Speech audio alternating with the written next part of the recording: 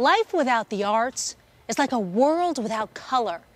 They are the sights and sounds that stir our soul.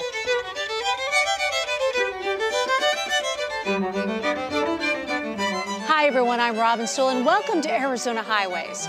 Music, art, and dance, Arizona's home to all of them, including historic theaters like the one I'm standing in today, the Orpheum.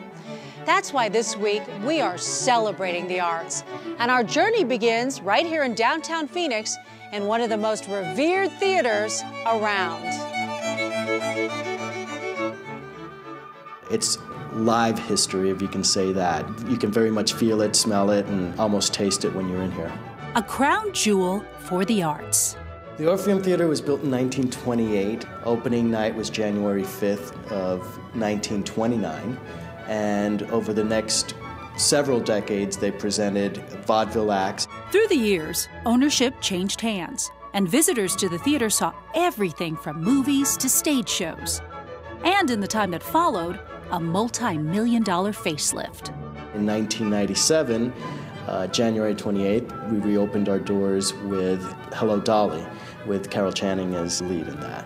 The theater today, simply put, is stunning. Well, the architecture is a little bit eclectic. It's called Spanish Baroque. It's Mediterranean, it's Spanish. There's a lot of Italian influences as well.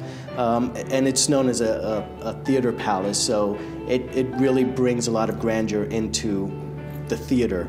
The inside of the theater gives you the impression of being in an outside amphitheater with its murals, and the balcony has a terrace feel to it, an old Spanish Mediterranean type feel to it.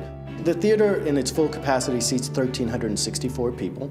There are about 302 seats up in the balcony, the remainder down in the orchestra level. The balcony, because of its historical significance, has remained untouched. The seats were refurbished, but the balcony itself remains the way it did in its original construction. And to think, the amazing architecture is only a part of this theater experience. On any given day, the stage buzzes with magic, whether it be an opera, a concert, or a Broadway show.